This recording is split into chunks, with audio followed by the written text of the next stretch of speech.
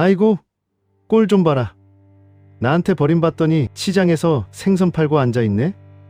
이혼한 전 남편이 시장 한복판에서 5만 원짜리를 생선 내장 위에 던졌습니다. 오빠, 나 여기 진짜 못 있겠어. 옷새 냄새 배면 어떡해. 내연녀는 코를 틀어막으며 킥킥거렸고 주변 상인들이 웅성거리기 시작했습니다. 생선 비늘이 잔뜩 묻은 앞치마를 두른 윤서는 눈시울이 벌겋게 달아올랐지만 고개를 들지 못했습니다. 그 순간 황금색 엠블럼이 박힌 검은 리무진이 소리 없이 미끄러져 들어왔고 뒷문이 열리더니 백발이 단정한 노신사가 내렸습니다. 대한민국 재계 서열 1위 태성그룹의 강진태 회장이었습니다. 강 회장은 경호원들의 안내도 뿌리치고 성큼성큼 걸어와 생선 비늘이 묻은 윤서 앞에 멈춰서더니 허리를 90도로 숙였습니다. 선생님, 모시러 왔습니다. 비웃던 전 남편과 내연녀의 얼굴이 새하얗게 질리며 입이 떡 벌어졌습니다. 대체 생선가게 여자는 어떤 사연이 있길래 대한민국 최고의 재벌 회장이 허리를 숙인 걸까요? 오늘 이야기 시작 전에 구독과 좋아요로 마음을 나눠주세요. 여러분의 하루가 늘 평안하고 따뜻하길 바랍니다. 이제 오늘의 사연 시작합니다. 토요일 오전 서울 종로의 재래시장은 언제나처럼 사람들로 북적거렸습니다. 서울 외곽의 낡은 재래시장은 한겨울 칼바람이 골목 사이를 휘몰아쳤고 좌판 위 천막이 바람에 펄럭거렸습니다. 시장 한가운데 자리 잡은 해진수산 좌판에서 하윤서가 고등어 내장을 발라내고 있었습니다. 칼날이 고등어 배를 가를 때마다 비린내가 훅훅 올라왔고 좌판 위 얼음은 찬 바람에도 핏물이 섞여 붉은 물이 바닥으로 줄줄 흘러내렸습니다. 윤서의 고무장갑은 생선 내장과 핏물로 범벅이었고 낡은 앞치마에도 오물이 여기저기 묻어 있었습니다. 곱은 손가락이 칼자루를 쥔 채 시뻘겋게 얼어 있었지만 윤서의 손놀림은 멈추지 않았습니다. 좌판 한쪽 구석에는 뚜껑을 꼭 덮어놓은 갈색 단지 3개가 가지런히 놓여 있었는데 윤서가 세상에서 제일 아끼는 소스 숙성 단지였습니다. 바로 그때 시장 입구 쪽에서 날카로운 경적 소리가 울렸습니다. 상인들이 고개를 돌리자 시장 골목에 어울리지 않는 새까만 최고급 세단 한 대가 천천히 들어오고 있었습니다. 세단은 좁은 통로를 비집고 들어오면서 고인 흙탕물을 사방으로 튀겼고 그 흙탕물이 윤서의 좌판 위 생선 위로 튀었습니다. 차가 윤서의 가게 바로 앞에서 멈춰섰습니다. 뒷좌석 문이 열리더니 하이힐을 신은 여자가 먼저 내렸습니다. 최세라였습니다. 세라는 차에서 내리자마자 코를 틀어막으며 얼굴을 찡그렸습니다. 뭐야 이 냄새. 숨을 못 쉬겠네. 세라가 손부채질을 하며 뒤로 물러서자 운전석에서 박민호가 내렸습니다. 민호는 잘 다림질한 양복에 번쩍이는 구두를 신고 있었는데 시장 바닥의 물기를 보며 인상을 팍 구겼습니다. 민호의 시선이 윤서의 앞치마에 묻은 오물에 멈추자 입꼬리가 비릿하게 올라갔습니다. 야 하윤서. 민호가 양복 주머니에 두 손을 찔러 넣은 채 윤서를 내려다보며 입을 열었습니다. 아이고 꼴 좀 봐라. 나한테 버림받더니 시장에서 생선 팔고 앉아있네. 윤서가 칼을 내려놓고 고개를 들었습니다. 민호를 올려다보는 윤서의 눈이 미세하게 흔들렸지만 이를 악물고 아무 말도 하지 않았습니다. 세라가 민호의 팔짱을 끼며 킬킬 웃었습니다. 오빠 빨리 볼일이나 보고 가자. 여기 1분도 못 있겠어. 옷에 냄새 배면 어떡해. 민호가 좌판 옆에 놓인 갈색 단지를 흘끗 보더니 번쩍이는 구두 끝으로 단지를 툭 걷어찼습니다. 단지가 기울어지며 바닥에 쓰러질 뻔했고 윤서가 번개처럼 몸을 낮춰 두 팔로 단지를 감싸 안았습니다. 이 냄새나는 것 좀 치워. 시장 골목에 이런 걸 내놓으면 지나가는 사람이 토하겠다. 민호가 고함을 질렀습니다. 주변 상인들이 하나둘 모여들기 시작했습니다. 건너편 야채가게 아주머니가 혀를 차고 옆 반찬가게 사장님이 눈살을 찌푸렸지만 민호의 거친 기세에 눌려 누구 하나 나서지 못했습니다. 윤서가 단지를 품에 안은 채 천천히 일어섰습니다. 눈시울이 벌겋게 달아올라 있었지만 목소리만은 떨리지 않게 꾹 눌러 말했습니다. 볼일 없으면 가. 여긴 내 가게야. 그 말에 민호가 코웃음을 쳤습니다. 민호는 양복 안주머니에서 지갑을 꺼내더니 5만 원짜리 지폐 몇 장을 뽑아 좌판 위 고등어 내장 더미 위로 흩뿌렸습니다. 자, 이거 받아. 밥이라도 사 먹어. 핏물 위에 지폐가 떨어져 금세 붉은 물이 번졌습니다. 자, 이거면 이 갑한대 통째로 사고도 남지. 생선 비린내에 찌든 인생. 꼴 좋다 진짜. 세라가 박수를 치듯 손뼉을 마주치며 깔깔 웃었고 윤서의 손가락 끝이 하얗게 질릴 만큼 단지를 꽉 쥐었습니다.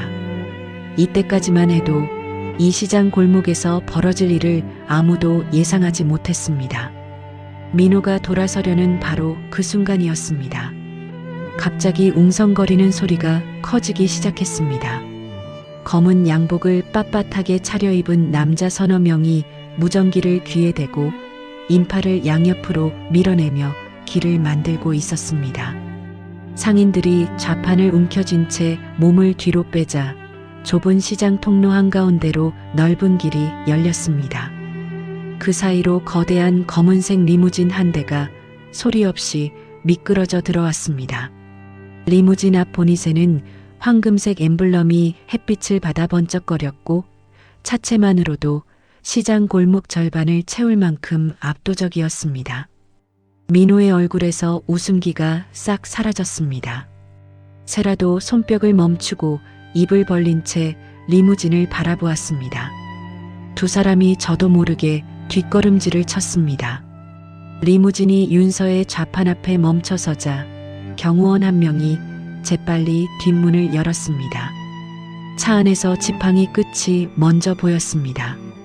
지팡이를 짚으며 천천히 내린 사람은 백발의 노신사였는데 회색 정장에 중절모를 쓰고 있었습니다. 민호의 눈이 휘둥그레졌습니다. 입이 떡 벌어진 채 굳어버린 민호의 입술 사이로 작은 신음 같은 소리가 새어나왔습니다. 태성그룹 강진태 회장. 민호의 다리가 미세하게 떨리기 시작했습니다. 제게 서열 1위 뉴스에서만 보던 그 얼굴이 바로 코앞에 있었으니까요. 민호는 다가가고 싶었지만 발이 바닥에 붙은 것처럼 움직이지 않았습니다. 강진태 회장은 민호를 거들떠보지도 않았습니다. 마치 그 자리에 아무도 없는 것처럼 민호 옆을 스쳐 지나갔습니다.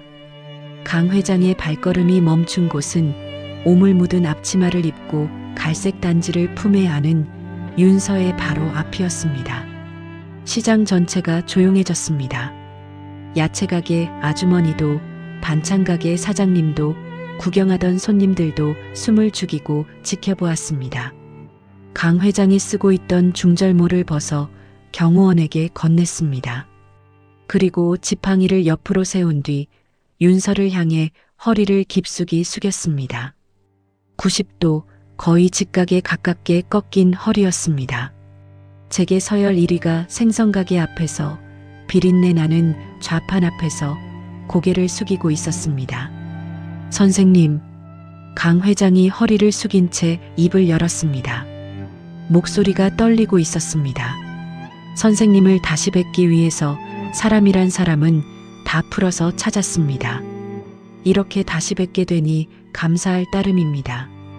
윤서가 단지를 안은 채 눈을 크게 떴습니다. 민호도 세라도 상인들도 전부 얼어붙은 것처럼 꼼짝하지 않았습니다. 선생님이라뇨? 저를 아세요? 윤서가 더듬거리며 물었습니다. 강 회장이 천천히 허리를 펴고 윤서의 눈을 똑바로 바라보았습니다. 강 회장의 눈가가 붉어져 있었습니다. 지금 저희 그룹에 사활이 걸린 문제가 생겼습니다. 이 문제를 해결할 수 있는 분은 이 세상에 선생님 단 한 분뿐이에요. 선생님 손에 달려 있습니다. 강 회장이 리무진 쪽으로 한 손을 내밀며 정중하게 말했습니다. 부디 제 차에 동승해 주십시오. 자세한 이야기는 가면서 드리겠습니다. 윤서는 얼떨떨한 얼굴로 좌판 위 고등어와 강 회장의 얼굴을 번갈아 보았습니다. 이게 꿈인지 생시인지 분간이 안 된다는 표정이었습니다. 강 회장의 경호원이 다가와 조심스럽게 윤서의 짐을 받아들었고 윤서는 멍한 얼굴로 리무진에 올라탔습니다. 차 문이 닫혔습니다. 검은 리무진이 소리 없이 움직이기 시작하더니 시장 골목을 빠져나가 사라졌습니다. 민호는 리무진의 꽁무니가 보이지 않을 때까지 그 자리에 서 있었습니다. 두 다리에 힘이 쭉 빠지더니 흙탕물이 고인 시장 바닥에 그대로 주저앉았습니다. 양복 바지에 더러운 물이 스며드는 것도 느끼지 못한 채 민호는 벌어진 입을 다물지 못했습니다. 세라가 민호의 어깨를 흔들며 소리쳤습니다. 오빠, 지금 뭐가 어떻게 된 거야? 민호의 입술이 파르르 떨렸습니다. 시장 상인들의 수군거리는 소리가 우문거리며 민호의 귀를 때렸습니다. 리무진 안은 시장과는 다른 세상이었습니다. 따뜻한 바람이 나오는 히터, 부드러운 가죽 시트, 은은한 나무 향까지. 윤서는 핏물이 마른 두 손을 무릎 위에 가지런히 올려놓은 채 등을 꼿꼿이 세우고 앉아 있었습니다. 가죽 시트에 앞치마 자국이 묻을까봐 엉덩이를 들썩이며 불안해했거든요. 강 회장이 맞은편 좌석에서 비서에게 눈짓을 보냈습니다. 비서가 보온병에서 따뜻한 차를 컵에 따라 윤서 앞으로 내밀었습니다. 윤서는 두 손으로 컵을 받아들었는데 손가락 사이로 전해지는 온기에 그제야 자신의 손이 얼마나 차가웠는지를 깨달았습니다. 놀라셨죠? 갑자기 모셔와서 죄송합니다. 강 회장이 지팡이를 두 손으로 감싸 쥔 채 조용히 입을 열었습니다. 죄송하다뇨. 저야말로 이런 차림으로 이런 차에 타게 되어서. 윤서가 오물 묻은 앞치마를 내려다보며 목소리를 낮췄습니다. 강 회장이 고개를 천천히 저었습니다. 선생님은 지금 그대로가 제가 찾던 모습입니다. 윤서가 찻잔을 든 채 고개를 갸웃했습니다. 선생님이라는 호칭이 도무지 자신에게 어울리지 않았거든요.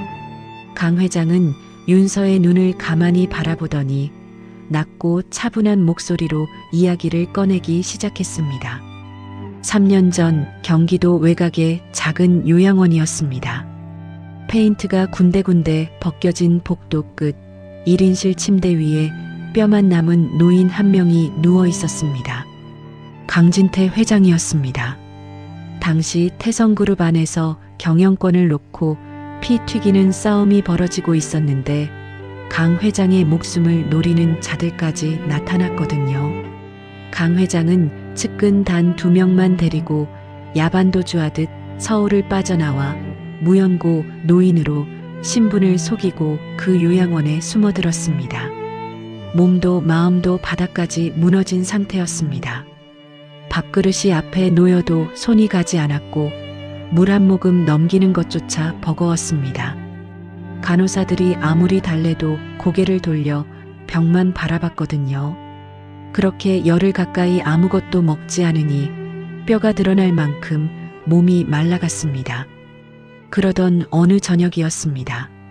봉사자 명찰을 단 젊은 여자가 쟁반 위에 뚝배기 하나를 들고 1인실 문을 열었습니다.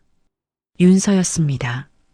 윤서는 침대 옆에 쪼그려 앉더니 뚝배기 뚜껑을 열어 노인의 코앞으로 가져갔습니다. 참기름과 잣향이 섞인 호박죽 냄새가 방 안에 퍼졌습니다. 노인은 여전히 벽을 보고 누워 있었습니다. 윤서는 아랑곳하지 않고 숟가락에 죽을 떠서 입 가까이 가져가며 말했습니다. 할아버지, 한 숟가락만 드셔보세요. 제가 직접 끓인 건데 맛없으면 안 드셔도 돼요. 노인이 미동도 하지 않았습니다. 윤서는 숟가락을 내려놓지 않았습니다.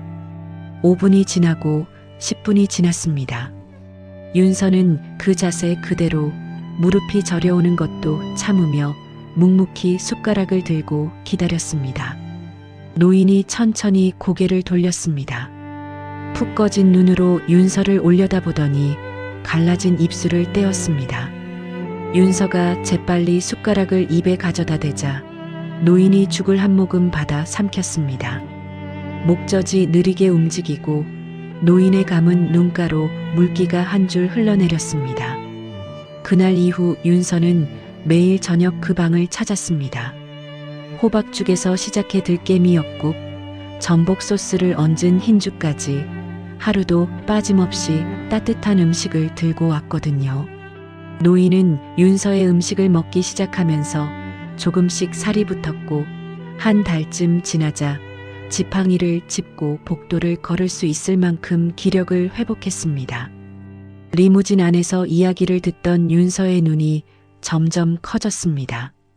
찻잔을 든 손이 미세하게 흔들렸습니다.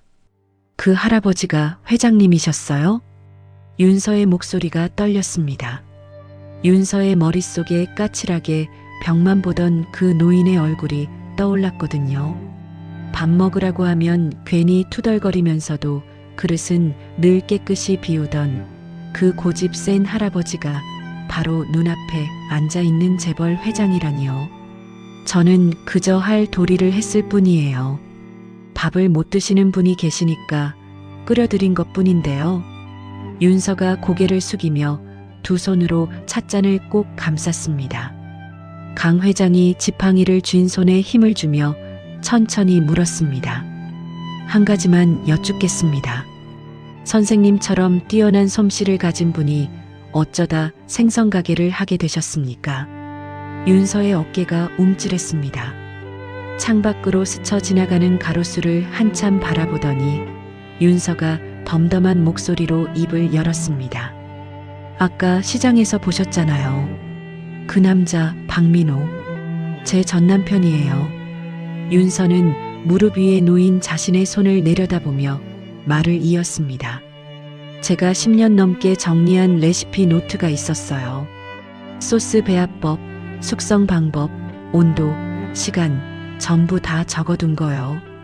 그걸 그 사람이 통째로 가져가서 자기 이름으로 특허를 냈어요.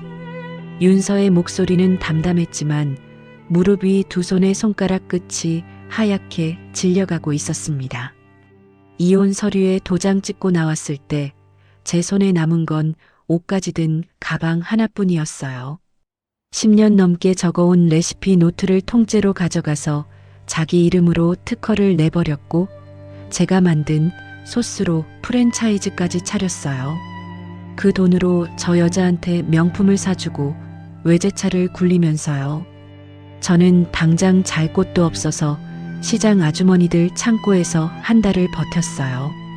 그분들이 지금의 저를 물심양면으로 도와주셔서 겨우 좌판 하나 얻은 게 지금 그 생선 가게예요. 강 회장은 입을 꾹 다문 채 듣고 있었습니다. 지팡이를 쥔 손등에 핏줄이 굵게 솟아올랐습니다. 윤서의 이야기가 끝나는 순간 강 회장이 지팡이를 번쩍 들어 리무진 바닥을 쿵 내리찍었습니다. 차 안에 묵직한 소리가 울렸고 윤서가 화들짝 놀라 고개를 들었습니다. 강 회장의 입술이 파르르 떨리고 있었습니다. 주름진 눈가가 벌겋게 달아올라 있었거든요. 내 은인의 인생을 그딴 식으로 망쳐놓고도 시장에 찾아와서 행패까지 부려 내가 절대 그냥 두지 않겠습니다. 강 회장은 윤서의 손을 두 손으로 덮으며 또렷하게 말했습니다. 태성그룹의 힘으로 선생님의 것을 반드시 되찾아드리겠습니다. 리무진이 태성그룹 본사 건물 지하 주차장으로 미끄러져 들어갔습니다. 전용 엘리베이터를 타고 최상층 회장실에 도착한 윤서는 통유리 너머로 펼쳐진 서울 시내를 바라보며 다리에 힘이 풀리는 것을 느꼈습니다. 강 회장이 대형 스크린 앞에 섰습니다. 스크린에는 동남아시아 어딘가에 세워진 거대한 공장 사진이 떠 있었습니다.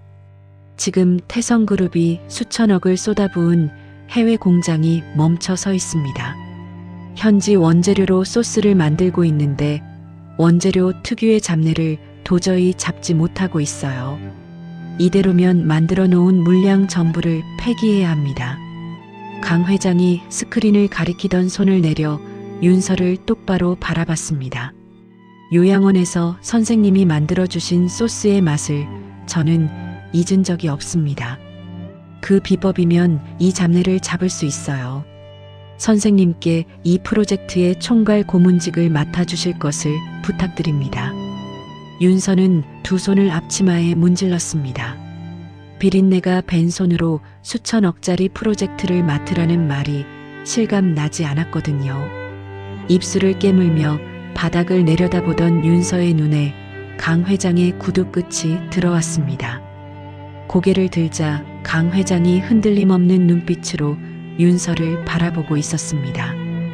윤서가 깊은 숨을 한 번 내쉬더니 고개를 끄덕였습니다. 해보겠습니다. 며칠 후 태성그룹 본사 1층 로비였습니다. 민호는 하청 계약 서류 가방을 들고 안내 데스크 앞에 서 있었습니다. 담당자를 기다리며 로비를 두리번거리던 민호의 시선이 한쪽에서 멈췄습니다. 로비 안쪽 일반인은 접근할 수 없는 전용 엘리베이터 앞에 낯익은 뒷모습이 보였거든요. 경호원 2명의 안내를 받으며 엘리베이터에 오르는 여자. 문이 닫히기 직전 여자가 고개를 살짝 돌렸습니다. 민호의 눈이 크게 떠졌습니다. 하윤서? 민호가 중얼거리며 엘리베이터 쪽으로 몇 발짝 다가갔지만 이미 문은 닫혀 있었습니다. 민호는 서류 가방 손잡이를 으드득 쥐어짜며 코웃음을 쳤습니다. 뭐야, 실력도 없는 것이 회장한테 잘 보여서 들어앉은 거네. 몸으로 로비에서 자리 하나 꿰찬 거지 뭐. 민호가 혀를 차며 돌아서는데 태성그룹 담당 실무진이 다가와 서류 봉투를 내밀었습니다. 박 대표님, 이번 하청 계약건의 최종 승인 권한이 변경되었습니다. 새로 영입된 총괄 고문님이 최종 결정권을 갖고 계세요. 민호가 서류를 받아들며 눈썹을 치켜 올렸습니다. 총괄 고문? 그게 누군데요? 보안사항이라 인적사항은 알려드리기 어렵습니다. 다만 그분의 승인이 없으면 계약이 진행되지 않습니다.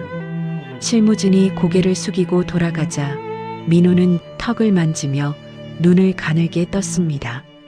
주머니에서 핸드폰을 꺼내 비서에게 전화를 걸었습니다. 야, 김비서. 태성그룹의 총괄 고문이라는 자리가 새로 생겼대. 이 사람 비위 맞춰야 계약이 되니까 비싼 걸로 선물 세트 준비해. 시계든 골프채든 확실한 걸로. 민호는 전화를 끊으며 엘리베이터 쪽을 다시 한번 흘겨봤습니다. 닫힌 엘리베이터 문 위 층수 표시 등이 최상층에서 멈춰 있었습니다. 민호는 태성그룹 하청 계약에 목이 말라 있었습니다. 계약서만 따내면 자기 회사 매출이 2배로 뛰는 건데 그 앞을 가로막는 게 하필 윤서의 가게가 있는 시장 구역이었거든요. 민호는 세라와 함께 사무실에서 시장 일대 지도를 펼쳐놓고 턱을 괴었습니다. 이 시장 구역 재개발 사업권을 내가 쥐고 가면 태성그룹한테 물류창고 부지로 제안할 수 있어. 그러면 계약은 따놓은 당상이야. 민호가 볼펜으로 지도 위 한 지점을 톡톡 두드렸습니다. 세라가 민호의 어깨에 턱을 괴며 지도를 들여다봤습니다. 근데 오빠, 거기 가게들이 안 비켜주면 어떡해? 안 비키면 비키게 만들어야지. 민호가 지도를 접으며 입꼬리를 올렸습니다. 민호의 볼펜 끝이 지도 위 윤서의 가게 위치를 콕 찍고 있었거든요. 특히 전형 가게가 한복판에서 딱 버티고 있어. 알박기 하는 꼴이지. 저것부터 밀어내야 돼. 민호가 볼펜을 책상 위로 내던지며 핸드폰을 집어들었습니다. 통화 목록에서 번호 하나를 누르더니 낮은 목소리로 말했습니다.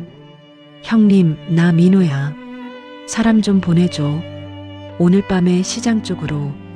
크게 안 해도 돼. 좀 겁만 주면 되거든. 그날 밤 자정이 훌쩍 넘은 시각이었습니다. 시장 골목은 가게마다 불이 꺼지고 인적이 끊겨 고양이 울음소리만 간간히 들려왔습니다. 가로등 불빛 아래로 검은 점퍼를 입은 남자 대여섯 명이 줄지어 걸어왔습니다. 손에는 쇠파이프와 망치를 하나씩 들고 있었고 그 뒤를 민호가 모자를 푹 눌러 쓴 채 따라왔습니다. 빨리 끝내. 셔터 뜯고 안에 있는 거 다 부숴. 특히 항아리들 하나도 안 남기고 전부 깨. 민호가 장갑을 낀 손으로 윤서의 가게를 가리키며 지시를 내렸습니다. 용역 한 명이 쇠파이프를 치켜들더니 윤서 가게의 철제 셔터를 3개 내리찍었습니다. 쾅 하는 소리가 조용한 시장 골목에 쩌렁쩌렁 울려 퍼졌습니다. 가게 안쪽에서 불이 켜졌습니다. 윤서는 그 시간까지 가게 뒤편에서 소스 배합 작업을 하고 있었거든요. 셔터 너머로 들려오는 쇳소리에 윤서가 벌떡 일어나 셔터 앞으로 달려갔습니다. 셔터 틈으로 쇠파이프를 든 남자들의 그림자가 어른거렸습니다. 윤서는 두 팔을 벌려 셔터를 등으로 막아섰습니다. 심장이 목구멍까지 치솟아 귀가 먹먹했지만 이를 악물고 두 발을 바닥에 버텼거든요. 여기 내 가게야. 한 발짝도 못 들어와. 윤서의 목소리가 떨렸지만 눈만은 셔터 틈 너머의 그림자를 똑바로 노려보고 있었습니다. 용역 하나가 코웃음을 치며 쇠파이프로 셔터를 또 한 번 내리쳤고 철제 셔터가 윤서의 등 뒤에서 쿵쿵 울렸습니다. 등골을 타고 전해지는 충격에 윤서의 이가 딱딱 부딪혔습니다. 다른 용역이 반쯤 올라간 셔터 틈으로 팔을 넣어 안쪽 선반을 뒤집었습니다. 접시와 그릇이 바닥에 떨어져 와장창 깨졌고 유리 파편이 윤서의 맨발 근처까지 튀었습니다. 용역 대장이 셔터 틈으로 가게 안쪽 구석에 줄지어 놓인 갈색 항아리들을 가리켰습니다. 저기 항아리부터 다 깨. 윤서의 얼굴에서 핏기가 싹 빠졌습니다. 몇 달을 밤새워가며 숙성시킨 소스 단지들이었거든요. 윤서가 셔터에서 등을 떼고 항아리 앞으로 달려가 두 팔로 감싸 안았습니다. 이건 안 돼. 이건 절대 안 돼. 윤서의 눈에서 뜨거운 눈물이 항아리 위로 뚝뚝 떨어졌습니다. 두 팔에 힘을 주고 항아리를 껴안은 윤서의 어깨가 사시나무처럼 떨리고 있었습니다. 바로 그 순간 시장 골목 입구 쪽에서 타이어가 바닥을 긁는 날카로운 소리가 연달아 들려왔습니다. 검은색 승합차 세대가 가게 앞에 급정거하더니 차 문이 동시에 벌컥 열렸습니다. 양복 차림의 남녀 10여 명이 일사불란하게 내렸고 맨 앞에 선 중년의 남자가 서류 가방에서 문서 한 장을 꺼내 들었습니다. 그 뒤로 검은 양복의 경호원들이 용역들 앞을 가로막으며 벽처럼 줄을 섰습니다. 수석 변호사가 서류를 용역 대장의 코앞에 들이밀며 입을 열었습니다. 여기는 태성그룹 총괄 고문의 개인 연구실로 등록된 시설입니다. 지금 즉시 기물 파손 행위를 중단하십시오. 중단하지 않을 경우 태성그룹 차원에서 손해배상과 고소를 동시에 진행하겠습니다. 태성그룹이라는 이름이 나오자 용역들의 손에서 쇠파이프가 스르르 내려갔습니다. 뒤쪽에 숨어있던 민호가 귀를 의심하며 앞으로 나왔습니다. 뭐라고요? 총괄 고문? 이 허름한 생선가게가 태성그룹이랑 무슨 상관인데요? 민호의 목소리가 갈라져 나왔습니다. 수석 변호사는 민호를 위아래로 한번 훑어보더니 표정 하나 바꾸지 않고 대꾸했습니다. 귀하가 누구신지는 관심 없습니다. 여기서 벌인 행위에 대한 책임만 물을 겁니다. 경찰이 도착하기 전에 자리를 비우시죠. 민호의 귀끝이 시뻘겋게 달아올랐습니다. 하지만 경호원들이 한 발짝 앞으로 나서자 민호는 주먹을 부르진 채 뒷걸음질 쳤습니다. 용역들은 이미 쇠파이프를 내팽개치고 골목 밖으로 주랭랑을 치고 있었거든요. 민호는 이를 으드득 갈며 뒤돌아서다가 셔터 틈으로 항아리를 끌어안고 있는 윤서와 눈이 마주쳤습니다. 민호의 눈에 불안과 분노가 뒤섞여 이글거렸지만 입을 꾹 다문 채 어둠 속으로 사라졌습니다. 다음 날 오전 민호는 사무실 책상을 주먹으로 내리치며 핸드폰을 귀에 대고 있었습니다. 아니, 총괄 고문과 미팅 한 번만 잡아달라고요. 저희가 이번 하청 계약 건으로. 전화기 너머로 태성그룹 담당자의 단호한 목소리가 흘러나왔습니다. 죄송합니다, 박 대표님. 총괄 고문님의 일정은 외부에 공개하지 않습니다. 미팅 요청은 받아들이기 어렵습니다. 뚜 하고 전화가 끊겼습니다. 민호가 핸드폰을 책상 위로 내던지자 소파에 앉아 손톱을 다듬던 세라가 고개를 들었습니다. 오빠, 그 윤서라는 년이 태성그룹 높은 사람한테 붙어먹는 거 확실해? 소문을 퍼뜨리자. 태성그룹 관계자한테 몸 바치고 자리 꿰찼다고. 세라가 손톱줄을 탁 내려놓으며 입꼬리를 올렸습니다. 주변 사람들한테 쫙 깔면 그년도 태성도 신경 쓸 수밖에 없을 거야. 민호가 고개를 끄덕이며 턱을 쓸어내렸습니다.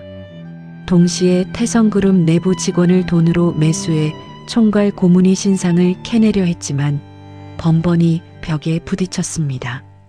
강 회장이 총괄 고문의 인적사항에 최고 등급 보안을 걸어 놓았거든요. 접근할 수 있는 사람이 강 회장과 비서실장 단 2명뿐이었습니다. 그 무렵 윤서는 태성그룹이 마련해준 최신식 연구실에 서 있었습니다. 스테인리스 조리대 위에 크고 작은 배합 용기들이 줄지어 놓여 있었고 온도와 습도가 자동으로 조절되는 숙성실이 연구실 안쪽에 갖춰져 있었습니다. 윤서는 두 손에 장갑을 끼고 계량 저울 앞에서 소스 원액의 비율을 한 방울 단위로 조절하고 있었습니다. 눈을 감고 한 숟가락을 입에 넣었습니다.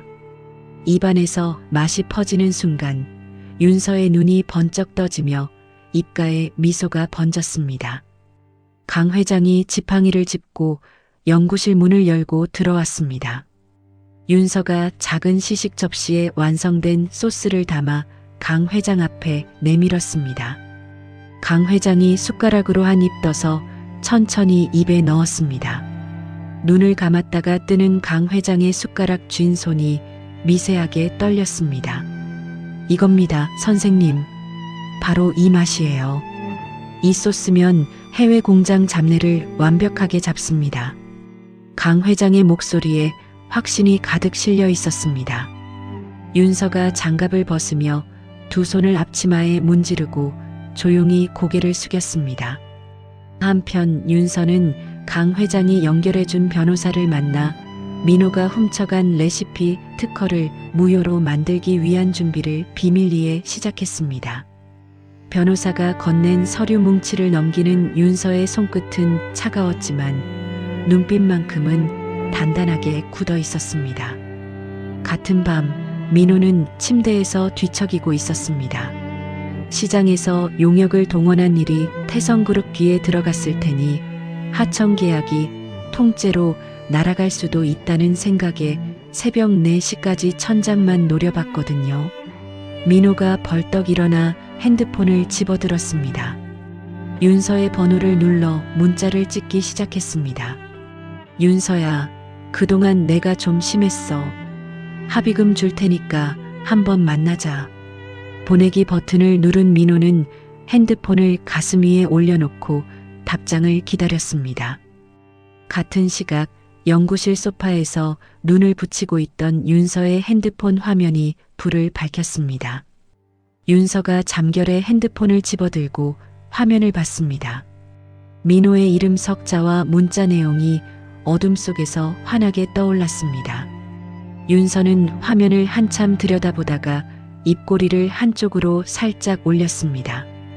엄지손가락이 삭제 버튼 위로 움직였고 톡 하고 눌렀습니다. 화면에서 민호의 문자가 흔적도 없이 사라졌습니다. 윤서는 핸드폰을 소파 쿠션 밑에 밀어넣고 다시 눈을 감았습니다. 몇 주 뒤 태성그룹 본사 대강당의 대형 샹들리에가 환하게 불을 밝히고 있었습니다. 무대 위에는 흰 천이 깔린 긴 테이블 위로 번호표가 붙은 접시들이 일렬로 놓여 있었고 객석에는 양복을 빳빳하게 차려입은 대기업 임원들과 협력업체 대표들이 빈자리 없이 앉아 있었습니다. 태성그룹 신제품 런칭을 위한 최종 블라인드 테스트 겸 협력업체 선정회였거든요. 누가 만든 소스인지 철저히 가려놓고 오직 맛 하나로만 승부를 가리는 자리였습니다. 민호는 객석 앞줄에 앉아 연신 목을 빼고 주위를 살폈습니다.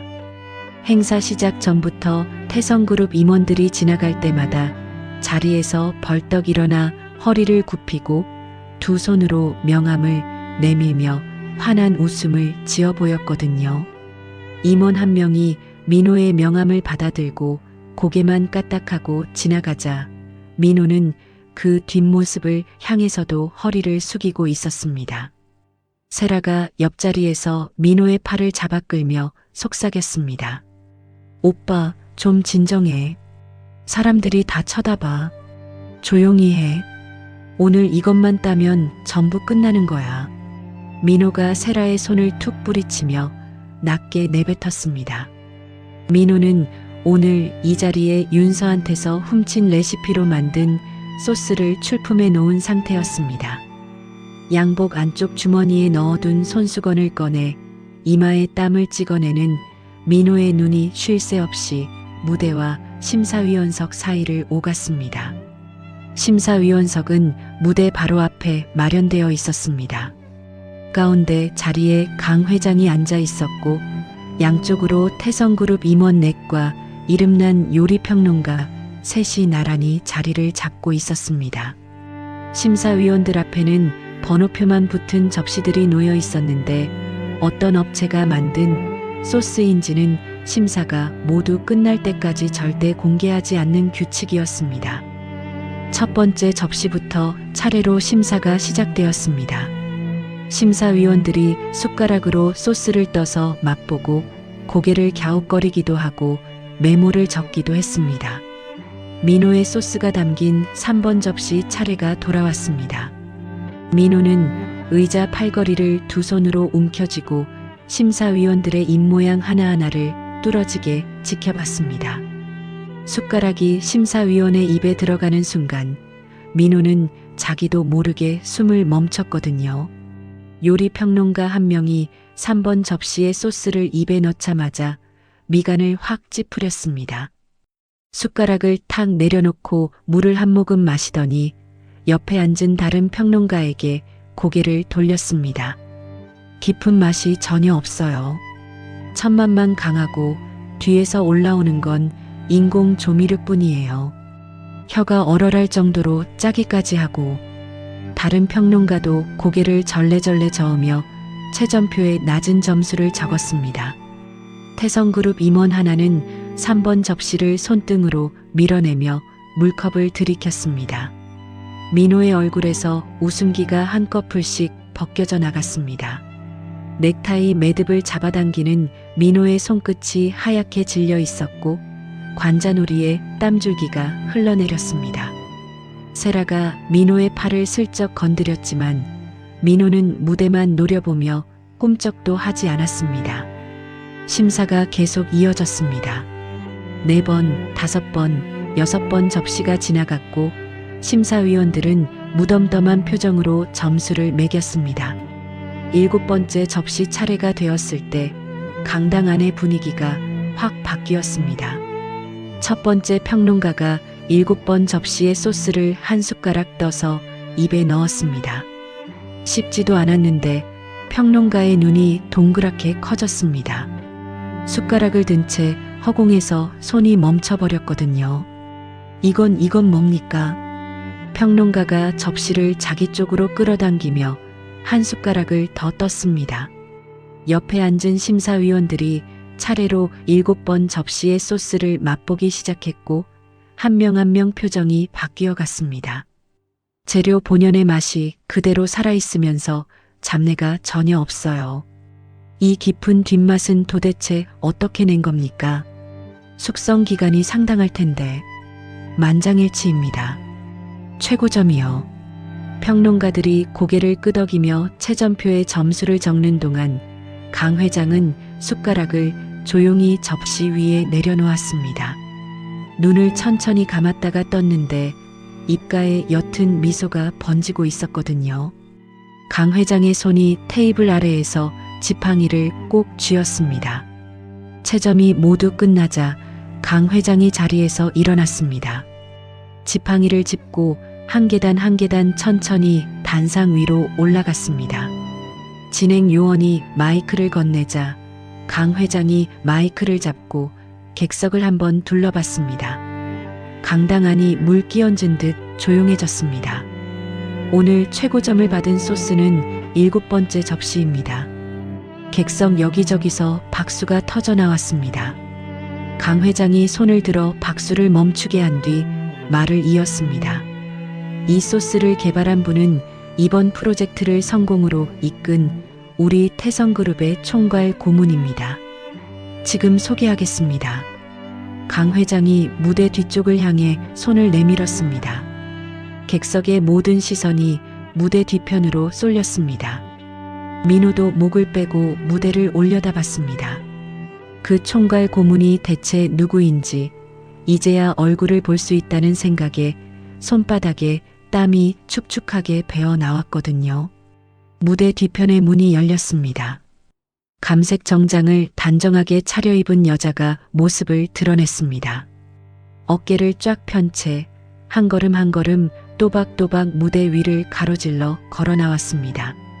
무대 조명이 여자의 얼굴 위로 쏟아졌습니다. 민호의 눈이 휘둥그레졌습니다. 입이 반쯤 벌어지더니 두 손으로 눈을 비비고 다시 무대를 올려다봤습니다.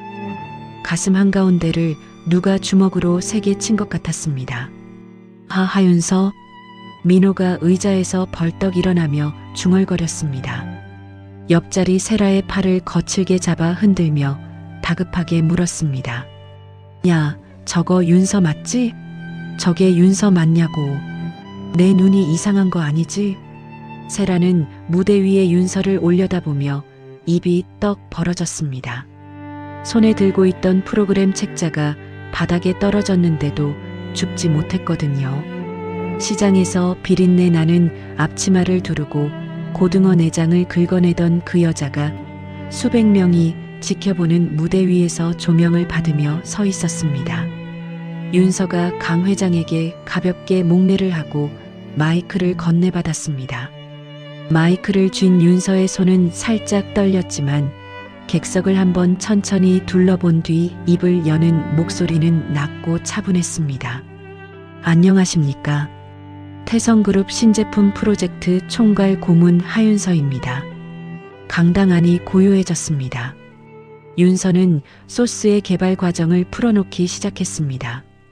원재료 특유의 잡내를 잡기 위해 수백 번 배합을 반복한 이야기, 새벽까지 연구실에 남아 한 방울 차이로 맛이 달라지는 것을 기록한 이야기를 담담하게 늘어놓았습니다. 목소리는 낮았지만 한마디 한마디에 묵직한 무게가 실려 있었고 객석은 기침 소리 하나 없이 윤서의 말에 귀를 기울였습니다. 발표 중간 윤서의 시선이 객석 앞줄에서 멈췄습니다. 서 있는 민호와 눈이 정면으로 마주쳤습니다. 윤서는 시선을 피하지 않았습니다. 민호의 눈을 똑바로 들여다보며 한 음절 한 음절 또렷하게 말했습니다. 이 소스는 저에게 단순한 제품이 아닙니다. 도둑 맞았던 제 인생을 되찾는 열쇠입니다. 강당 안에 정적이 내려앉았습니다. 민호의 얼굴이 허옇게 질렸습니다. 다리에서 힘이 빠져 의자 팔걸이를 두 손으로 붙잡았지만 손가락에 힘이 들어가지 않아 몸이 흔들거렸습니다. 세라가 민호의 팔을 잡아 의자에 앉히려 했지만 민호는 무대 위의 윤서에게서 눈을 떼지 못했습니다. 행사가 끝나고 연회장으로 자리가 옮겨졌습니다. 넓은 홀에 와인잔과 핑거푸드가 놓인 테이블이 줄지어 있었고 임원들과 평론가들이 윤서를 둘러싸고 악수를 청하며 축하 인사를 건넸습니다. 윤서가 와인잔을 든 채 미소를 짓고 있는데 인파 사이를 비집고 민호가 다가왔습니다. 양복 어깨가 구겨져 있었고 넥타이는 비뚤어진 채였습니다. 윤서야, 나야 나. 민호, 우리 잠깐만 이야기 좀 하자. 민호가 손을 뻗는 순간 경호원 2명이 민호의 앞을 딱 가로막았습니다. 민호가 경호원의 어깨 너머로 윤서를 향해 목소리를 높였습니다. 야, 나잖아. 나한테까지 이럴 수 있어? 윤서는 와인잔을 천천히 입으로 가져가며 한 모금 머금었습니다. 민호 쪽으로 시선 한 번 주지 않았거든요. 그때 뒤쪽에서 지팡이가 바닥을 찍는 소리가 또각또각 다가왔습니다. 강 회장이 민호 앞에 멈춰 섰습니다. 지팡이를 바닥에 세우고 주름진 눈으로 민호를 내려다보며 낮고 서늘한 목소리로 입을 열었습니다. 자니가 출품한 소스 말이야. 쓰레기통에 들어갔어. 딱 거기에 어울리는 맛이더군. 민호의 눈이 크게 떠졌습니다. 귀끝부터 벌겋게 달아오르더니 얼굴 전체로 번져나갔습니다. 가슴 한가운데서 뜨거운 것이 치밀어 올라 도저히 참을 수 없었던 민호가 강 회장을 손가락으로 가리키며 고함을 질렀습니다. 이게 다 전현희 회장님을 꼬셔서 자리를 꿰찬 거잖아요. 실력도 없는 것이 뒤에서 로비한 거라고요. 다 사기예요, 사기. 연 회장 안이 술렁거렸습니다. 와인잔을 들고 있던 임원들이 일제히 민호를 돌아봤고 평론가들이 눈살을 찌푸렸습니다. 경호원 넷이 민호의 양팔을 잡았습니다. 민호가 팔을 뿌리치며 발버둥을 쳤지만 양쪽 팔이 꺾인 채 연회장 밖으로 질질 끌려나갔습니다. 나 박민호야. 이렇게 하면 가만 안 둔다고. 민호의 고함이 복도 끝으로 멀어져 갔습니다. 세라가 핸드백을 움켜쥐고 허둥지둥 민호를 따라 뛰어나갔고 연회장의 무거운 문이 쿵 닫혔습니다. 윤서는 손에 들고 있던 와인잔을 테이블 위에 소리 없이 내려놓았습니다. 문이 닫힌 쪽을 가만히 바라보았습니다. 복도에서 들려오던 민호의 고함이 완전히 사라질 때까지 윤서는 그 자리에서 움직이지 않았습니다. 오른손이 천천히 주먹을 쥐었습니다. 손톱이 손바닥을 파고들었지만 윤서는 눈 하나 깜짝하지 않았습니다. 윤서의 입술이 소리 없이 움직였습니다. 이제 시작이야.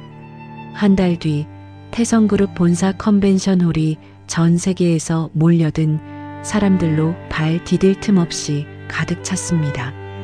글로벌 런칭 쇼케이스 당일이었거든요.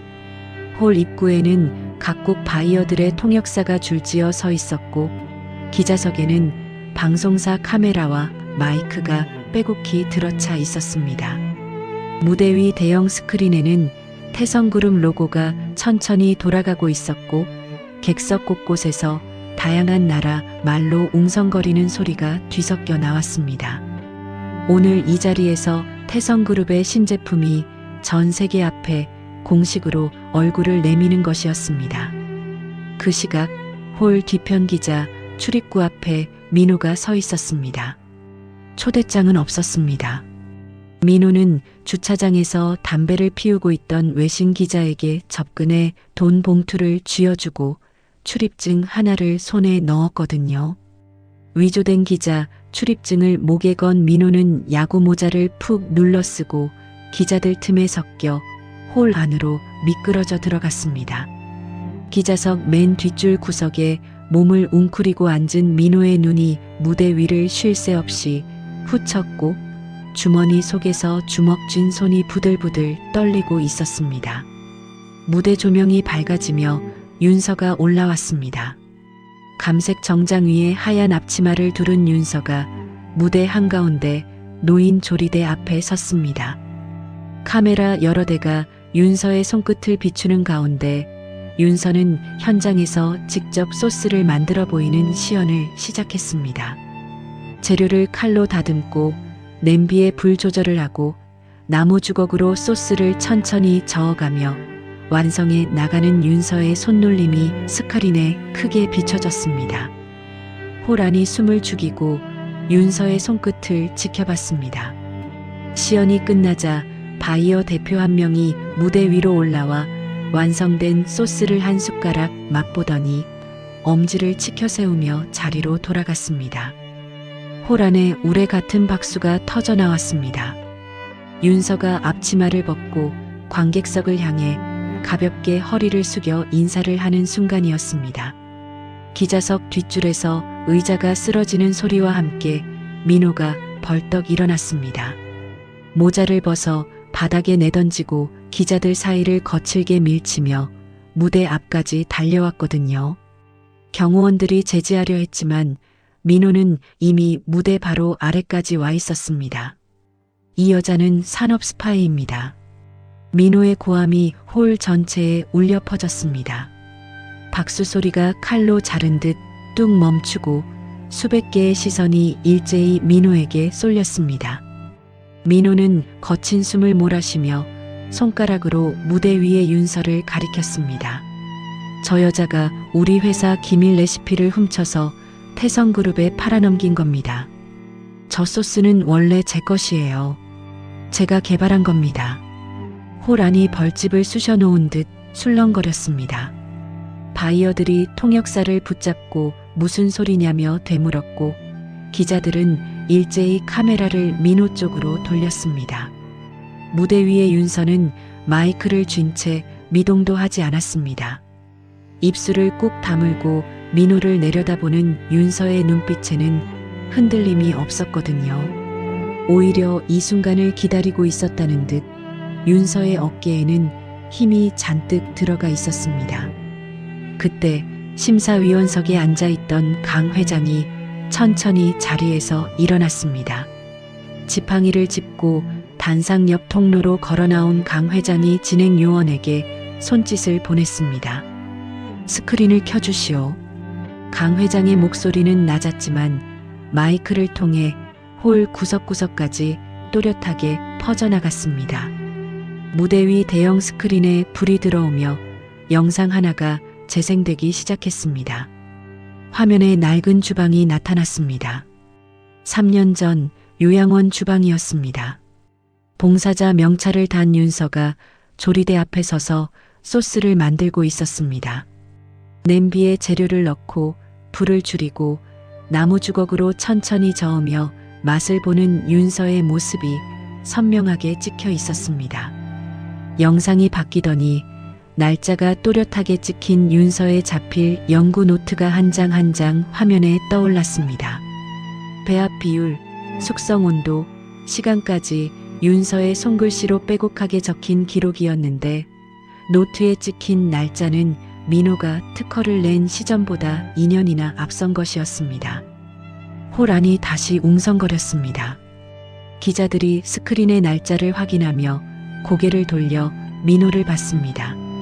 민호의 얼굴에서 핏기가 스르르 빠지기 시작했습니다. 화면이 한 번 더 바뀌었습니다. 이번에는 요양원 복도의 보안 카메라 영상이었습니다. 화면 오른쪽 아래에 날짜와 시간이 찍혀 있었고 화면 속에서 민호가 요양원 현관문을 거칠게 열고 들어오는 모습이 보였습니다. 복도를 성큼성큼 걸어간 민호가 주방 문을 열고 안에 있던 윤서에게 고함을 질렀습니다. 윤서가 뒷걸음질 치는 사이 민호의 손이 번개처럼 움직여 테이블 위에 놓여있던 노트를 낚아챘습니다.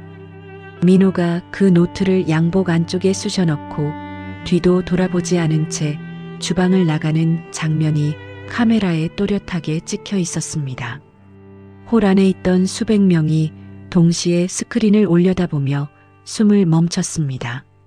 강 회장이 마이크를 잡고 스크린을 가리키며 입을 열었습니다.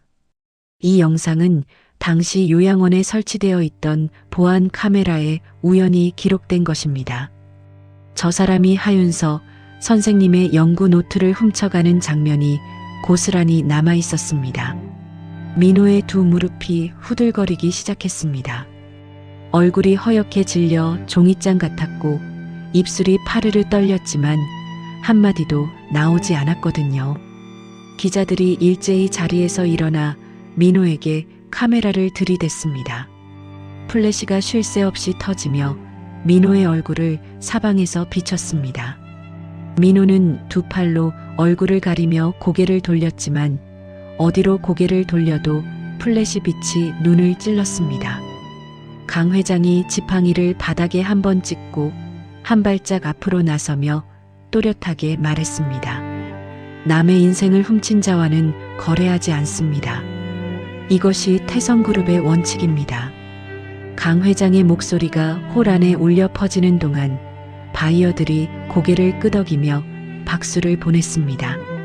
윤서가 무대 계단을 한 칸씩 내려왔습니다. 천천히 한 발짝씩 플래시 세례 속에서 민호 앞까지 걸어왔습니다. 두 팔로 얼굴을 가리고 웅크려 있는 민호 바로 앞에 윤서가 멈춰 섰습니다. 민호가 팔 사이로 윤서를 올려다봤습니다. 3년 전 빈손으로 내쫓았던 여자가 자기를 내려다보고 서 있었습니다. 윤서는 민호의 눈을 피하지 않았습니다. 당신이 훔쳐간 건 레시피가 아니었어. 당신의 양심이었어. 윤서의 목소리는 떨리지 않았습니다. 낮고 또렷한 그 한마디가 조용해진 홀 안에 가라앉았습니다. 민호의 입이 벌어졌다 닫혔지만 어떤 소리도 나오지 않았습니다. 그때 홀 뒤편 문이 벌컥 열리며 경찰 넷이 빠른 걸음으로 걸어 들어왔습니다. 기자들이 양옆으로 갈라지자 경찰이 민호 앞에 멈춰 섰습니다. 박민호 씨, 업무방해 및 특수절도 혐의로 체포합니다. 경찰이 민호의 두 손을 등 뒤로 돌려 수갑을 채웠습니다. 차가운 쇠가 손목에 닿는 순간 민호의 온몸이 사시나무처럼 떨렸습니다. 민호가 수갑을 찬 채 고개를 비틀어 윤서를 봤습니다. 눈가가 벌겋게 부어올라 있었고 콧물이 입술 위로 흘러내리고 있었습니다. 윤서야, 한 번만, 딱 한 번만 봐줘. 나 이러면 끝이야. 제발. 민호의 목소리가 갈라져 나왔습니다. 경찰이 민호의 팔을 잡아 끌었지만 민호는 발버둥을 치며 윤서 쪽으로 몸을 비틀었습니다. 윤서는 민호를 바라보았습니다. 오래 가만히 말없이 들여다보았습니다. 3년 전 이혼 서류에 도장을 찍고 빈 가방 하나 들고 현관문을 나서던 그날이 눈앞을 스쳤습니다. 윤서의 눈가가 미세하게 떨렸지만 눈물은 나오지 않았습니다. 윤서가 천천히 고개를 돌렸습니다. 민호에게 등을 보이며 무대 쪽으로 한 발짝을 내딛었습니다. 윤서야, 윤서야. 뒤에서 민호가 이름을 부르는 소리가 점점 작아져 갔지만 윤서는 멈추지 않았습니다. 경찰이 민호의 양팔을 잡고 홀 밖으로 끌고 나갔습니다. 무거운 문이 닫히자 민호의 울음 섞인 목소리가 뚝 끊겼습니다. 기자들이 윤서를 둘러쌌습니다. 마이크와 녹음기가 윤서의 입 앞으로 한꺼번에 쏟아져 나왔습니다. 하윤서 고문님, 지금 심정이 어떠십니까? 훔쳐간 레시피를 되찾은 소감을 한 말씀만 부탁드립니다. 질문이 사방에서 쏟아졌지만 윤서는 잠시 입을 다물고 있었습니다. 마이크를 쥔 오른손에 힘을 주고 숨을 한 번 깊이 들이쉰 뒤 천천히 입을 열었습니다. 저는 그저 제가 만든 음식의 맛을 지키고 싶었을 뿐입니다. 윤서의 목소리는 담담했습니다. 마이크를 쥐지하는 왼손은 허벅지 옆에서 꽉 쥐어져 있었고 손톱이 손바닥에 파고들어 반달 모양 자국이 남아 있었습니다. 하지만 기자들을 바라보는 윤서의 입가에는 옅은 미소가 걸려 있었습니다. 플래시 빛이 쉴 새 없이 번쩍이는 가운데 윤서는 두 어깨를 꼿꼿이 편 채 그 자리에 서 있었습니다. 민호가 풀려났습니다. 거액의 보석금을 내고 유능한 변호사를 세워서 구속 적부심에서 빠져나온 것이었습니다. 하지만 민호가 돌아온 곳은 이미 폐허나 다름없었습니다. 사무실 책상 위에는 가맹점주들이 보낸 소송장이 산더미처럼 쌓여 있었고 비서는 이미 짐을 싸서 떠난 뒤였거든요. 태성그룹과의 계약이 날아간 데다 쇼케이스에서 벌어진 스캔들이 뉴스를 타면서 민호푸드 가맹점 절반이 간판을 내리겠다고 통보해 왔습니다. 거래처들도 하나둘 등을 돌렸고 회사 통장 잔고는 바닥을 드러내고 있었습니다. 민호는 텅 빈 사무실 한가운데 서서 소송장 한 장을 집어들었습니다. 글씨를 읽는 민호의 손이 미세하게 떨렸고 종이를 쥔 손가락 끝이 하얗게 질려 있었습니다. 민호가 소송장을 구겨 바닥에 내던졌습니다. 세라가 사무실 문을 열고 들어왔습니다. 세라는 바닥에 흩어진 서류들을 밟으며 민호 앞에 섰습니다. 오빠, 이렇게 앉아만 있을 거야? 민호가 고개를 들지 않았습니다. 세라가 민호의 어깨를 잡고 흔들며 말을 이었습니다. 이게 다 누구 때문인데? 그년이 없었으면 이렇게까지 안 됐잖아. 우리가 먼저 무너지면 안 돼. 전연을 무너뜨려야지. 민호가 천천히 고개를 들었습니다. 충혈된 눈으로 세라를 올려다봤습니다. 무너뜨리긴 뭘 어떻게 무너뜨려. 뒤에 태성그룹이 붙어 있는데 태성이 밀고 있는 게 뭔데? 그년이 만든 소스잖아. 그 소스를 못 쓰게 만들면 돼. 소스 생산 라인을 망가뜨리면 태성도 그년도 제기를 못해. 세라가 민호의 귀에 대고 낮은 목소리로 속삭였습니다. 민호의 충혈된 눈에 불빛이 번졌습니다. 그날 저녁 민호와 세라는 소파에 나란히 앉아 텔레비전을 보고 있었습니다.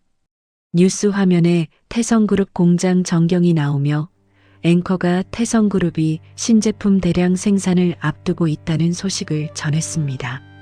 화면 한쪽에 소스 원액이 담긴 거대한 탱크가 잠깐 비쳤습니다. 민호가 리모컨을 쥔 손을 멈추고 화면을 뚫어지게 노려봤습니다. 저기야, 저 탱크에 소스 원액이 다 들어있어. 세라가 민호의 팔을 잡으며 고개를 끄덕였습니다. 오빠, 저걸 못 쓰게 만들면 끝이야. 며칠 뒤부터 세라가 움직이기 시작했습니다. 세라는 집안에 틀어박혀 노트북 앞에 앉아 인터넷 카페와 각종 게시판에 글을 올리기 시작했거든요. 태성그룹 신제품 소스에서 중금속이 검출되었다는 허위 글이었습니다. 가짜 검사 결과 사진까지 만들어 붙이며 글을 퍼뜨렸고 여러 개의 아이디를 번갈아 써가며 댓글로 맞장구까지 쳤습니다. 글이 퍼져나가자 여론이 술렁이기 시작했습니다. 소비자 게시판에 태성그룹 제품 불매 글이 올라오고 뉴스 댓글란이 불안한 반응으로 뒤덮였습니다. 태성그룹 주가가 하루 만에 3% 넘게 떨어졌고 본사에는 소비자 항해 전화가 빗발쳤습니다. 윤서는 연구실에서 그 소식을 접했습니다. 핸드폰 화면에 뜬 기사 제목을 보는 윤서의 손가락이 굳었습니다. 가슴 한쪽이 서늘하게 조여오는 것을 느끼며 윤서는 핸드폰을 조리대 위에 엎어놓고 두 손으로 얼굴을 감쌌습니다. 강 회장이 연구실 문을 열고 들어왔습니다. 지팡이를 짚고 윤서 앞에 선 강 회장이 조용히 입을 열었습니다. 선생님, 흔들리면 지는 겁니다. 거짓은 오래가지 못해요. 진짜를 만든 사람이 흔들리면 안 됩니다. 윤서가 손을 내리고 강 회장을 올려다봤습니다. 강 회장의 눈빛은 단단하게 굳어 있었습니다. 보안팀 강화하고 공장 출입 통제를 한 단계 올려라. 강 회장이 비서실장에게 지시를 내렸습니다. 윤서는 고개를 끄덕이며 다시 조리대 앞으로 돌아섰습니다. 한편 민호는 다른 경로로 움직이고 있었습니다. 과거 태성그룹 하청업체에서 일했던 지인에게 전화를 걸었거든요. 술집 구석자리에서 만난 그 지인에게 민호는 두툼한 봉투를 밀어넣으며 말했습니다. 형, 태성공장 보안 코드 아직 기억하지? 바뀌었으면 알아봐줘. 돈은 얼마든지 줄게. 지인이 봉투를 열어 안을 확인하더니 고개를 끄덕였습니다. 이틀 뒤 민호의 핸드폰에 숫자 8자리가 담긴 문자가 도착했습니다. 민호는 그 숫자를 화면에 띄워놓고 입꼬리를 올렸습니다. 폭우가 쏟아지는 밤이었습니다. 빗줄기가 앞을 분간할 수 없을 만큼 굵었고 천둥 소리가 하늘을 갈랐습니다. 민호와 세라는 검은 우비를 뒤집어 쓰고 태성그룹 외곽공장 담장 앞에 서 있었습니다. 민호의 손에는 보안 코드가 적힌 종이가, 세라의 손에는 커다란 검은색 통 하나가 들려 있었습니다. 공업용 폐수가 가득 든 통이었습니다. 경비원 순찰이 끝나고 30분 공백이 있어. 그 안에 끝내야 돼. 민호가 시계를 확인하며 세라에게 속삭였습니다. 두 사람은 담장 옆 배수구를 통해 공장 부지 안으로 들어갔습니다. 빗소리에 발소리가 묻혔고 어둠 속에서 두 사람의 검은 우비만 가끔 번개빛에 번쩍 비쳤습니다. 같은 시각 윤서는 연구실에 남아 내일 생산 일정을 점검하고 있었습니다. 모니터에 뜬 공장 보안 시스템 화면을 확인하던 윤서의 눈이 멈췄습니다. 공장 외곽 구역의 보안 알람 표시등이 깜빡거리다가 꺼졌거든요. 윤서가 마우스를 클릭해 알람 기록을 열어봤더니 오작동 표시가 3건이나 찍혀 있었습니다. 윤서의 등줄기가 서늘해졌습니다. 핸드폰을 집어들고 강 회장 비서실장에게 전화를 걸었습니다. 비서실장님, 저 하윤서입니다. 공장 쪽 보안 알람이 이상해요. 오작동 기록이 연달아 뜨고 있습니다. 비서실장의 목소리가 날카롭게 돌아왔습니다. 지금 바로 확인하겠습니다. 고문님은 연구실에서 움직이지 마십시오. 전화를 끄는 윤서는 모니터 앞에서 눈을 떼지 못했습니다. 보안 화면 속 공장 외곽 카메라의 빗줄기만 쏟아지고 있었지만 윤서의 심장은 점점 빨라지고 있었습니다. 그 시각 민호와 세라는 경비원들의 순찰 시간을 피해 소스 숙성 창고 앞에 도착했습니다. 민호가 젖은 손으로 보안 패널에 숫자 8자리를 눌렀습니다. 초록색 불이 켜지며 잠금이 풀리는 소리가 났고 철문이 느릿하게 열렸습니다. 두 사람이 안으로 들어서자 천장까지 닿을 만큼 거대한 소스 탱크 4개가 어둠 속에서 모습을 드러냈습니다. 탱크 표면에 맺힌 물방울이 비상등의 붉은 빛을 받아 반짝거렸습니다. 민호가 가장 큰 탱크 앞에 섰습니다. 우비 모자를 벗은 민호의 얼굴에 붉은 비상등 빛이 비쳤는데 눈이 이글거리고 있었습니다. 민호가 폐수통을 바닥에 내려놓고 뚜껑에 손을 대었습니다. 이거 한 통이면 저 탱크 전부 못 쓰게 돼. 소스고 뭐고 다 끝이야. 세라가 뒤에서 핸드폰을 꺼내 들었습니다. 잠깐 오빠, 이거 찍어둘게. 나중에 쓸 때가 있을 거야. 태성한테 협박할 때 증거로 쓰면 되잖아. 세라가 핸드폰 카메라를 민호 쪽으로 겨누며 녹화 버튼을 눌렀습니다. 민호가 뚜껑을 비틀어 열었습니다. 코를 찌르는 화학약품 냄새가 창고 안에 퍼졌습니다. 민호가 폐수통을 두 손으로 들어 올려 탱크 주입구 쪽으로 기울이려는 순간이었습니다. 창고 안의 조명이 한꺼번에 환하게 켜졌습니다. 천장의 형광등이 줄줄이 불을 밝히며 어둠을 걷어냈고 창고 구석구석이 대낮처럼 환해졌습니다. 민호의 손에서 폐수통이 기울다 말고 멈췄습니다. 세라의 핸드폰이 손에서 미끄러져 바닥에 떨어졌습니다. 두 사람의 눈동자에 하얀 형광등 빛이 가득 들어찼습니다. 민호와 세라가 동시에 비명을 질렀습니다. 갑자기 쏟아진 형광등 빛에 두 손으로 눈을 가리며 그 자리에 주저앉았거든요. 그 순간 창고 사방에서 발소리가 터져 나왔습니다. 탱크 뒤편에서 철제 선반 사이에서 창고 출입문 양쪽에서 무장 경찰과 태성그룹 보안 요원들이 일제히 모습을 드러냈습니다. 방탄 조끼를 입은 경찰 8명이 민호와 세라 쪽으로 포위망을 좁혀왔습니다. 보안 요원들이 창고 출입문을 완전히 봉쇄하자 빗소리마저 멀어지며 창고 안이 군화 소리와 무전기 잡음으로 가득 찼습니다. 민호의 손에서 폐수통이 미끄러져 바닥에 쿵 떨어졌습니다. 통이 옆으로 굴러가며 뚜껑 틈으로 누런 액체가 콘크리트 바닥 위에 질질 흘러나왔습니다. 코를 찌르는 화학 약품 냄새가 창고 안에 진하게 퍼졌고 가장 가까이 선 경찰 하나가 얼굴을 찡그리며 한 발짝 물러섰습니다. 세라는 바닥에 엎드리다시피 주저앉은 채 두 손으로 머리를 감싸 쥐고 온몸을 사시나무처럼 떨었습니다.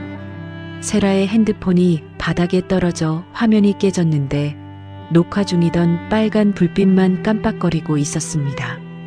창고 정면 출입문이 천천히 열렸습니다. 지팡이를 짚은 강 회장이 먼저 모습을 드러냈고 급한 발작 뒤로 윤서가 따라 들어왔습니다. 강 회장의 구두가 바닥에 흘러나온 폐수 웅덩이 앞에서 멈췄습니다. 누런 폐수가 구두 코앞까지 흘러와 있었지만 강 회장은 눈썹 하나 까딱하지 않고 바닥에 웅크린 민호를 내려다봤습니다. 윤서는 강 회장 옆에 서서 폐수통 옆에 쪼그려 앉아 벌벌 떠는 민호를 가만히 내려다봤습니다. 강 회장이 지팡이를 바닥에 한번 찍으며 입을 열었습니다. 이 창고에 있는 탱크는 전부 비어 있어. 민호가 고개를 번쩍 들었습니다. 충혈된 눈으로 강 회장을 올려다보는 민호의 입이 반쯤 벌어졌습니다. 진짜 소스 원액은 일주일 전에 본사 지하 벙커로 옮겨놨지. 자니가 매수한 직원이 넘긴 보안 코드도 우리 쪽에서 일부러 흘린 거야. 강 회장이 지팡이 손잡이를 쥔 손에 힘을 주며 말을 이었습니다. 처음부터 미끼였어. 자니가 여기 올 줄 알고 기다리고 있었지. 민호의 얼굴이 허옇게 질려갔습니다. 입술이 파르르 떨렸지만 한마디도 나오지 않았거든요. 처음부터 끝까지 더 뒤를 걸어온 것이었습니다. 민호의 두 손이 콘크리트 바닥을 긁으며 주먹을 쥐었고 손톱 사이로 시멘트 가루가 끼었습니다. 윤서가 한 발짝 앞으로 나섰습니다. 바닥에 엎드린 민호를 내려다보는 윤서의 눈이 차갑게 가라앉아 있었습니다. 비에 젖은 민호의 우비에서 물이 뚝뚝 떨어지고 옆으로 흘러나온 폐수 냄새가 코를 찔렀지만 윤서는 눈 하나 깜짝하지 않았습니다. 네가 바닥까지 갈 줄은 알았어. 근데 먹는 것으로 장난을 칠 줄은 몰랐어. 윤서의 목소리는 떨리지 않았습니다. 사람이 먹는 거야. 이걸 쏟아부으면 누가 다치는지 그것도 생각 못했어. 민호가 고개를 떨구었습니다. 바닥만 노려보는 민호의 어깨가 축 처져 있었습니다. 그때 바닥에 주저앉아 있던 세라가 갑자기 고개를 번쩍 들었습니다. 눈이 풀린 채 사방을 둘러보던 세라가 무릎으로 기어가듯 경찰 쪽으로 다가가며 소리를 질렀습니다. 저는 한 게 없어요. 저는 그냥 따라온 것뿐이라고요. 다 이 사람이 시킨 거예요. 폐수를 들고 오라고 한 것도 공장에 들어가자고 한 것도 전부 다 이 사람이에요. 세라가 민호를 손가락으로 가리키며 울먹였습니다. 콧물이 입술 위로 흘러내렸지만 닦을 생각도 못하고 경찰 바짓가랑이를 붙잡으려 했습니다. 민호가 고개를 돌려 세라를 봤습니다. 방금까지 같이 우비를 입고 담장을 넘었던 여자가 자기한테 모든 죄를 밀어붙이고 있었거든요. 민호의 눈에 배신감이 스쳐 지나가더니 이내 분노로 바뀌었습니다. 야, 최세라. 네가 먼저 소스라인 망가뜨리자고 했잖아. 인터넷에 거짓글 올린 것도 네가 했잖아. 네가 먼저. 닥쳐. 나는 몰라. 나는 아무것도 안 했어. 세라가 두 손으로 귀를 막으며 고개를 절레절레 저었습니다. 경찰 한 명이 앞으로 나서며 서류 봉투를 꺼내 세라 앞에 펼쳐 보였습니다. 최세라 씨, 인터넷에 태성그룹 소스에 중금속 검출 허위 글을 올린 계정들의 접속 기록을 모두 추적했습니다. 글 작성에 사용된 인터넷 회선과 핸드폰이 전부 최세라 씨 명의로 확인되었습니다. 세라의 입이 벌어졌다 닫혔습니다. 얼굴에서 핏기가 싹 빠지더니 입술까지 파랗게 질렸습니다. 아무 말도 나오지 않는 세라의 두 손을 경찰이 등 뒤로 돌려 수갑을 채웠습니다. 차가운 쇠가 손목에 닿자 세라의 몸이 움찔했지만 더 이상 고함을 치지는 못했습니다. 이어서 다른 경찰이 민호에게 다가가 수갑을 채우며 말했습니다. 박민호 씨 식품에 위해 물질을 투입하려 한 혐의, 건조물 침입, 그리고 이전 특수절도 혐의까지 추가됩니다. 두 분 모두 현행범으로 체포합니다. 민호는 수갑이 채워지는 동안 한마디도 하지 못했습니다. 고개를 떨군 채 축 늘어져 있었고 비에 젖은 양복 바지가 무릎에 달라붙어 있었습니다. 경찰이 두 사람을 양쪽에서 잡고 창고 밖으로 끌고 나갔습니다. 빗줄기 사이로 경찰차의 붉은 경광등이 번쩍거렸고 민호와 세라는 각각 다른 경찰차에 실렸습니다. 세라가 차에 오르기 직전 민호 쪽을 돌아봤지만 민호는 고개를 숙인 채 세라를 보지 않았습니다. 다음 날 아침 태성그룹 본사에서 긴급 기자회견이 열렸습니다. 대형 스크린에 전날 밤 창고 안에서 찍힌 보안 카메라 영상이 재생되었습니다. 민호가 폐수통 뚜껑을 열고 탱크에 부으려는 장면, 세라가 뒤에서 핸드폰을 들고 녹화하는 장면이 선명하게 잡혀 있었습니다. 기자들의 카메라 플래시가 쉴 새 없이 터졌고 기자석에서 탄식과 분노의 목소리가 터져 나왔습니다. 태성그룹 대변인이 마이크를 잡고 사건의 전말을 낱낱이 설명했습니다. 인터넷에 퍼졌던 중금속 검출 글이 전부 세라의 조작이었음을 밝히고 추적 결과와 증거 자료를 하나하나 공개했습니다. 기자들이 동시에 일어나 질문을 쏟아냈고 기자회견 영상은 실시간으로 전국에 중계되었습니다. 그날 오후부터 여론이 완전히 뒤집어졌습니다. 인터넷 게시판마다 윤서를 응원하는 글이 물밀듯 올라왔고 태성그룹 주가는 하루 만에 떨어진 폭 이상으로 되돌아왔습니다. 민호푸드 가맹점주들은 민호를 상대로 집단 손해배상 소송을 걸었고 검찰은 기자회견을 열어 민호와 세라에게 가장 무거운 형량을 구형하겠다고 발표했습니다.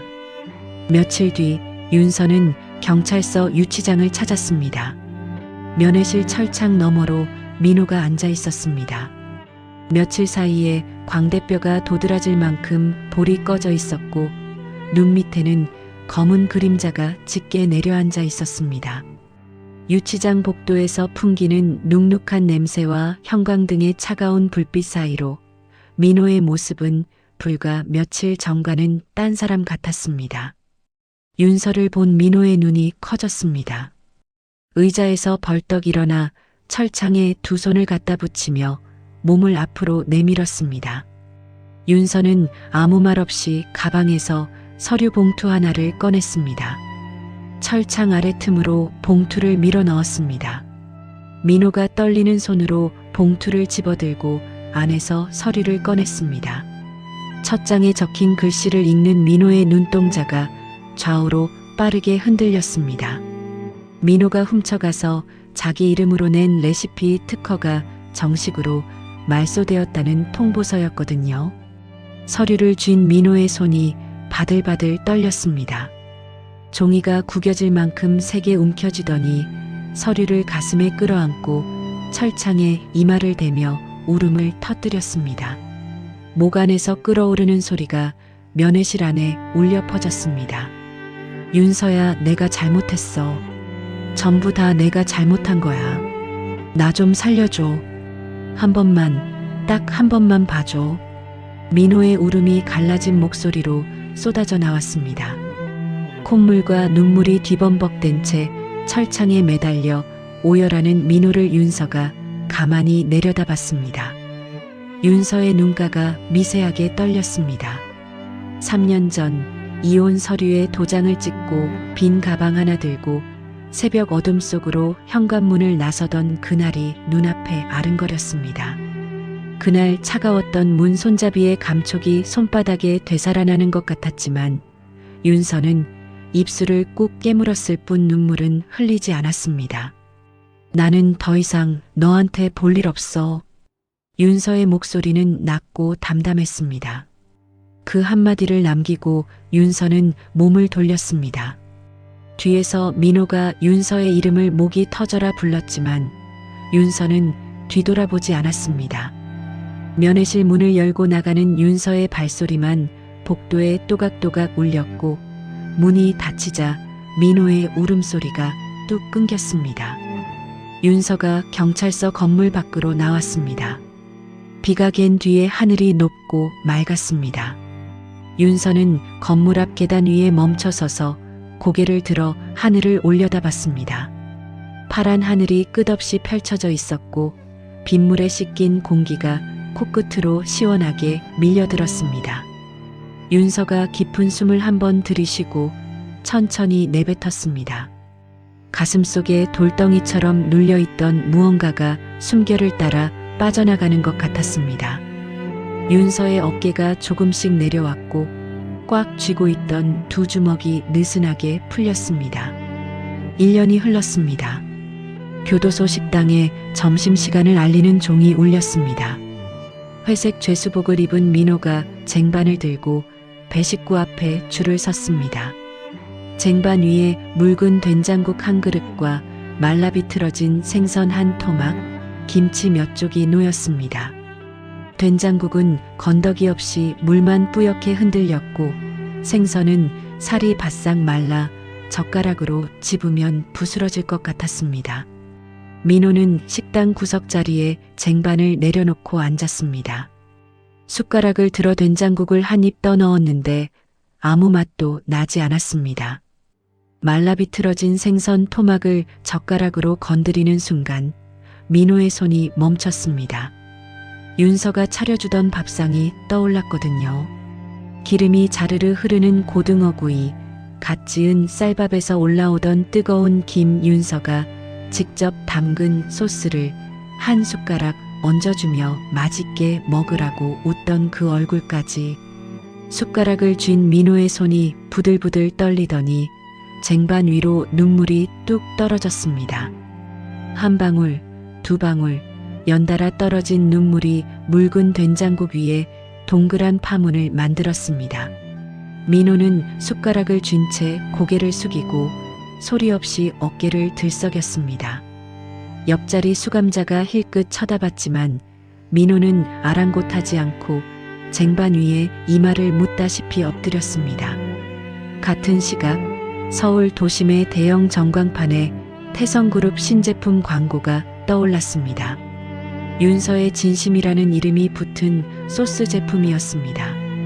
전광판 아래를 지나가던 사람들이 발걸음을 멈추고 올려다봤고 편의점과 마트 진열대에는 윤서의 진심이 가지런히 줄지어 있었습니다. 전 세계 12개 나라로 수출이 시작되었고 주문이 밀려들어 공장이 쉬지 않고 돌아가고 있었습니다. 뉴스마다 매진 행렬 소식이 올라왔고 윤서의 이름 석자가 모르는 사람 없이 입에 오르내렸습니다. 방송국 스튜디오에서 윤서가 인터뷰를 하고 있었습니다. 진행자가 성공 소감을 물었습니다. 윤서는 무릎 위에 놓인 두 손을 가만히 내려다보다가 천천히 입을 열었습니다. 이건 저 혼자 해낸 게 아닙니다. 제가 바닥에 있을 때 손을 내밀어 주신 강 회장님, 밤낮 없이 함께 뛰어주신 직원분들, 그리고 시장에서 늘 응원해 주신 상인분들 덕분입니다. 윤서의 목소리가 잠깐 떨렸지만 카메라를 바라보는 눈빛은 맑고 단단했습니다.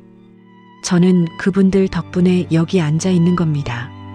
인터뷰가 나간 다음 날 윤서는 기자회견을 열었습니다. 윤서의 진심 판매 수익금의 절반을 내놓아 재단을 만들겠다는 발표였습니다.